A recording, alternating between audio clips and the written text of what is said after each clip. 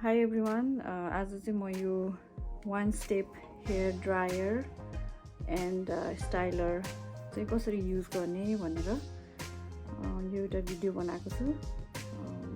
यो चाहिँ hair dryer पनि हो अनि हेयर स्टाइलर पनि हो। एकदम इजी हुन्छ यसले कपाल सुकाउन अनि स्टाइल गर्नलाई। So I will show you how it works. Okay, पहिला चाहिँ कपाललाई नुहाएर अलिकति टावल ड्राई गर्ने, यसरी अलि ड्याम्प खालको। त्यस पछाडि यसरी कोम गरेर अलिकति लाइटली यसलाई कोम गरिदिनुहोस्।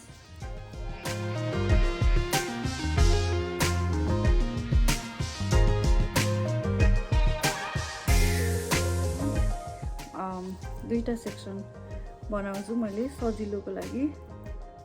यसरी माथि हाफलाई चाहिँ यहाँ राख्छु। त्यस पछाडि यो बाँकी रहेको सेक्सनलाई अलिअलि खोज्छु। यो चाहिँ ड्याम्प छ मेरो कपाल। तपाईँले वेट हेयरमा नि गर्न सक्नुहुन्छ। अलि चिसो कपाललाई अलि धेरै टाइम लाग्छ अनि यसको ड्याम्पलाई चाहिँ अलि चाँडै सकिन्छ। अनि यसको चाहिँ तीनटा सेटिङ हुन्छ। सुरु मिडियम सेटिङबाट अलिअलि हल्का ड्राई गर्छु।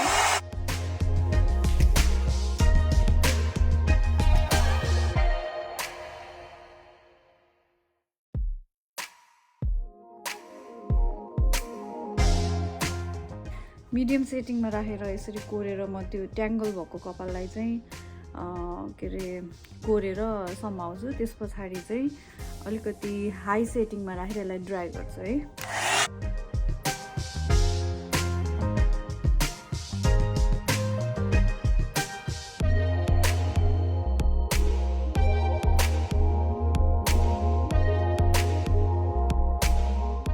मैले ड्राई गर्दाखेरि चाहिँ यसलाई माथि लगेर यसरी ड्राई गरेर छु, किनभने त्यो भयो भने चाहिँ हाम्रो यो कपालमा भल्युम क्रिएट हुन्छ यो तलको। त्यही भएर इट विल लुक नाइस, अलिकति भल्युमाइज देखिन्छ कपाल। अनि तल जाँदाखेरि चाहिँ यो टिपलाई चाहिँ यसरी टर्न गर्नुभयो भने यसले सफ्ट वेभ दिन्छ। So it looks very nice.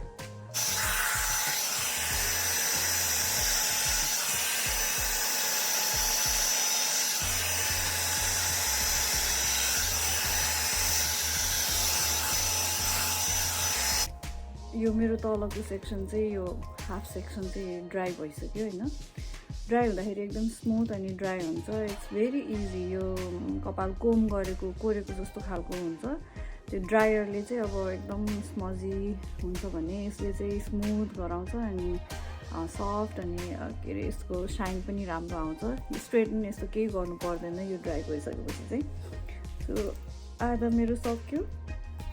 अब माथिको पार्टलाई यसलाई पनि फेरि म 3 सेक्सनमा गर्छु होइन। अनि यो साइडहरू त्योपट्टिको पहिला गर्छु, ड्राई गर्छु।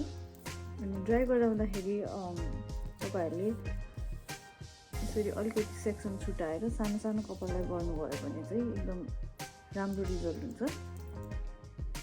यसरी सानो सानो थोरै थोरै कपाललाई यसरी लिने अनि ड्राई गर्ने।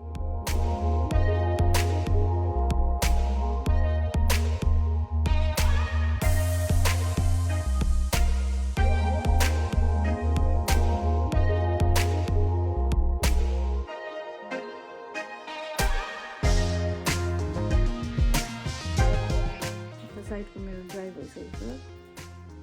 यो चाहिँ त ड्राई गर्नु बाँकी छ। ड्राई भइसक्यो पार्ट।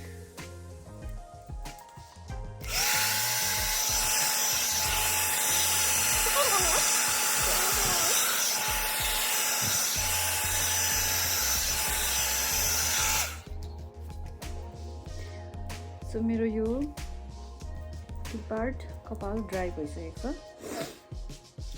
अब माथि टपको पार्टलाई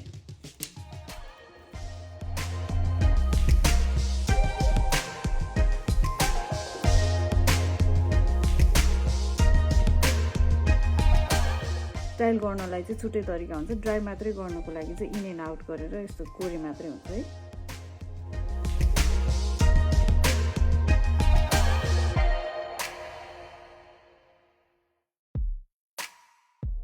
अब यो मेरो सबै कपालहरू ड्राई भइसक्यो, तर म चाहिँ अलिअलि स्टाइल गर्दैछु होइन।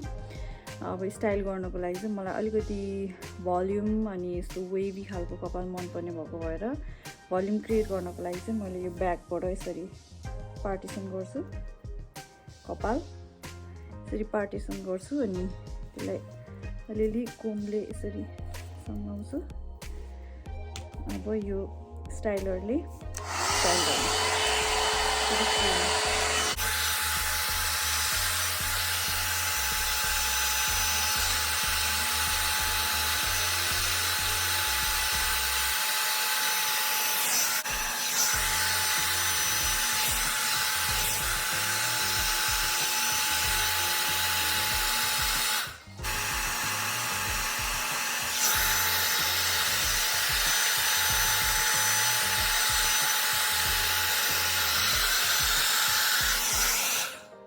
स्टाइल गर्दाखेरि चाहिँ तपाईँहरूले यसरी अगाडिबाट ल्याउने अनि अलिकति तन्काउने अनि यसरी यहाँ यसरी बटार्नु भयो भने यसरी बटारेर एक दुई राउन्ड चाहिँ यसरी घुमाएर राख्नुहोस् अनि पछाडि छोड्दाखेरि इट लुक्स वेभी लाइक दिस। यस्तो एकदम राम्रो देखिन्छ है। यिनीहरूलाई यसरी पछाडि लग्नुहोस् अनि सो अहिले हेयर यस्तो बनिन्छ।